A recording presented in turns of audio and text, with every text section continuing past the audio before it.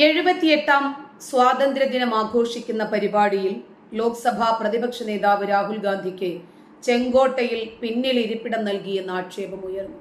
കേന്ദ്രമന്ത്രിമാർക്കും വിശിഷ്ടാതിഥികൾക്കും പിന്നിലാണ് രാഹുൽ ഗാന്ധിക്ക് സീറ്റ് നൽകിയത് എന്ന് ചൂണ്ടിക്കാണിച്ചാണ് സമൂഹ മാധ്യമങ്ങളിൽ വിമർശനം ഉയരുന്നത്. ഒളിമ്പിക്സ് കായിക താരങ്ങൾക്ക് ഇരിപ്പിടം ഒരുക്കാനായത് എങ്ങനെയാണ് ക്രമീകരിച്ചത് എന്നാണ് ഔദ്യോഗിക വിശദീകരണം. ലോക്സഭാ പ്രതിപക്ഷ നേതാവിനെ പ്രോട്ടോകോൾ പ്രകാരം ആദ്യ നിരയിലാണ് ഇരുത്തേണ്ടത്. വിശിഷ്ട ഭാരത് 2047 എന്ന പ്രമേയം അടിസ്ഥാനമാക്കിയാണ് ഈ വർഷത്തെ ആഘോഷം. കർഷകർ, സ്ത്രീകൾ, ഗോത്രവിഭാഗത്തിൽ നിന്നുള്ളവരടക്കം 6000 പേരാണ് ഇത്തവണ ചടങ്ങുകളിൽ വിശിഷ്ട അതിഥികളായി പങ്കെടുത്തത്. വിവിധ പ്രസ്ഥാനങ്ങളിലെ 2000-ഓളം കലാകാരന്മാരും ചെങ്കോട്ടയിൽ പരിപാടിയിൽ അവതരിപ്പിച്ചു. പാരീസ് ഒളിമ്പിക്സിൽ പങ്കെടുത്ത ഇന്ത്യൻ സംഘവും ആഘോഷങ്ങളുടെ ഭാഗമായി. എന്നാൽ എവിടെ ചെന്നാലും രാഹുൽ ചെറുതാകില്ല, എവിടെ ചെന്നാലും